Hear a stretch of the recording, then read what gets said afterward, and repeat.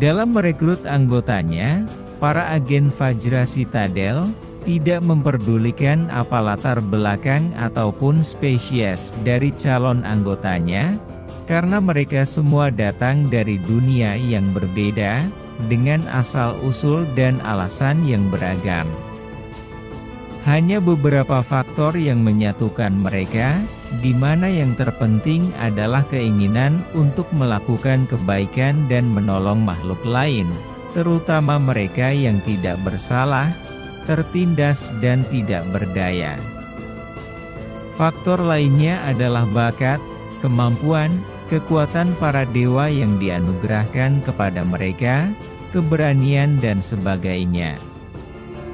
Walaupun sebagian besar agen Citadel dalam berbagai tingkat adalah manusia atau tampak menyerupai manusia normal, beberapa di antaranya seperti Jester Jack, Smiley, Jet dan Gavin tampak sangat jelas bukanlah manusia normal. Nah, bagaimana cara mereka dapat menjalankan misi atau melakukan aktivitas normal tanpa menimbulkan kepanikan di antara manusia biasa?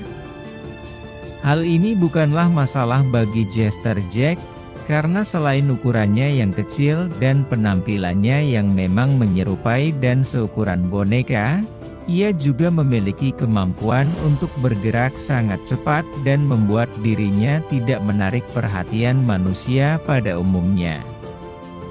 Namun Smiley dan Gavin, sampai saat ini, belum memiliki kemampuan untuk menyamarkan diri mereka. Mereka menggunakan jubah yang disebut Cloak of Disguise, atau jubah penyamaran. Benda ini biasanya berupa jaket atau jubah panjang dengan penutup kepala. Dengan menggunakan jubah ini, mereka berdua dapat tampil seukuran dan seperti manusia pada umumnya, sehingga mudah bagi mereka untuk menjalankan tugas tanpa menarik perhatian mereka. Jubah ini juga memiliki efek untuk tidak menarik perhatian orang kepada penggunanya, sehingga sering musuh tidak menyadari kehadiran Smiley dan Gavin saat mereka sedang mengawal dokter, profesor, atau priestess. Biasanya versi Cloak of Disguise yang digunakan oleh Gavin atau Smiley adalah benda sekali pakai, karena Smiley sering mengeluarkan kobaran api saat mengaktifkan kekuatannya dan Gavin juga membesarkan otot dan tubuhnya saat kembali ke ukuran semula. Perubahan wujud kedua agen ini sering mengejutkan lawan-lawan mereka. Sejak kedua agen ini direkrut, sang artificer yang berdiam di markas utama, ia bertugas membuat semua perlengkapan dan senjata para agen, mengirimkan persediaan Cloak of Disguise khusus untuk mereka berdua, selagi ia memikirkan solusi yang lebih permanen buat kedua agen istimewa ini.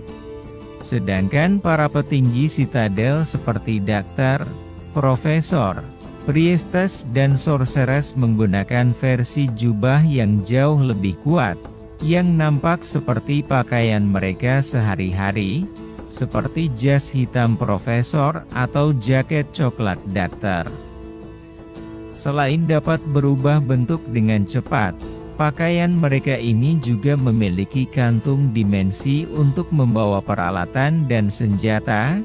Oleh karena itu dokter sering dapat menghunuskan pedang, walaupun sebelumnya ia terlihat tidak membawa apa-apa. Dokter juga sering menggunakan Cloak of Disguise untuk menyamar, misalnya saat ia tampil sebagai dokter rumah sakit.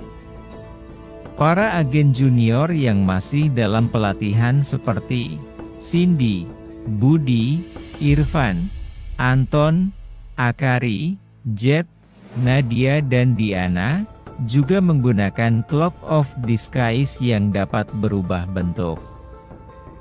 Mereka menggunakan pakaian ini saat menjalankan berbagai misi.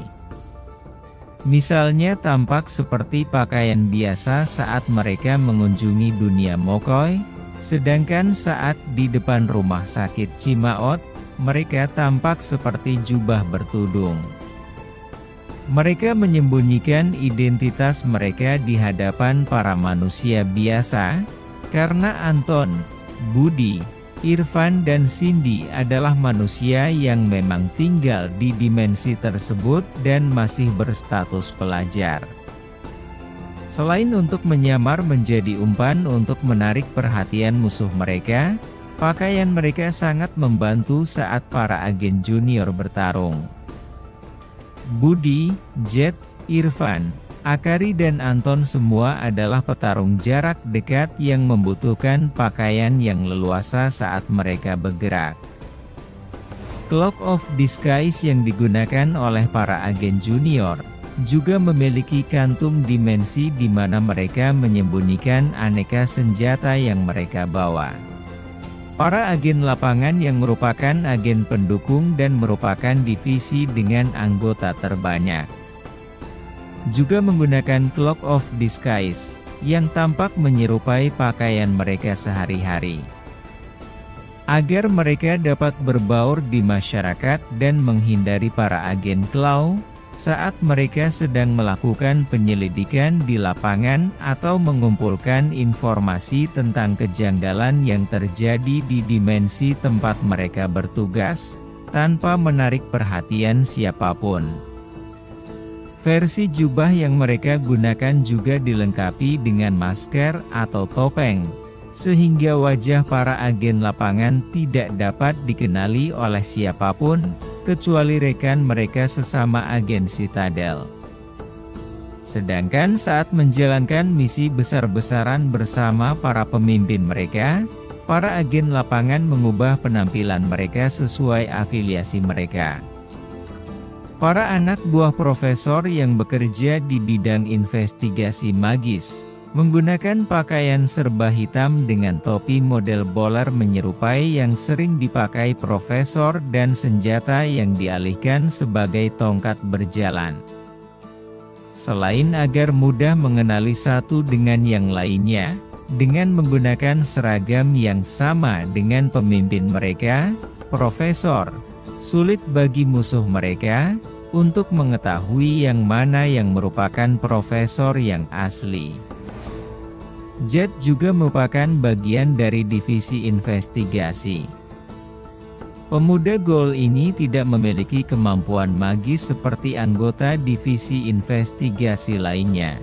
Namun penciuman dan instingnya yang sangat tajam membantunya dalam menjalankan tugas, terutama dalam mengikuti jejak para makhluk supranatural.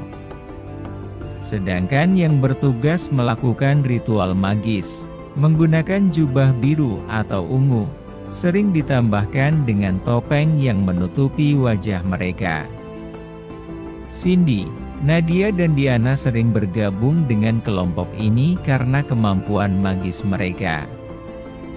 Mereka biasanya dipimpin oleh priestess dan sorceress. Para anak buah dokter yang bertugas di bidang medis menggunakan seragam menyerupai seragam petugas kesehatan yang biasanya didominasi warna putih. Mudah bagi mereka keluar masuk tempat seperti rumah sakit atau wilayah bencana karena penyamaran mereka. Dengan menggunakan aneka jenis Cloak of Disguise, angka kematian para agen Citadel sangatlah rendah karena mereka tidak dikenali oleh pihak musuh mereka dan dapat segera menghilang di keramaian. Demikian penjelasan tentang salah satu dari sekian banyak peralatan yang digunakan oleh pihak agen Citadel dalam menjalankan berbagai misi mereka. Kita akan membahas peralatan dan perlengkapan lain yang mereka gunakan di video berikutnya. Terima kasih sudah menyaksikan Shade Story.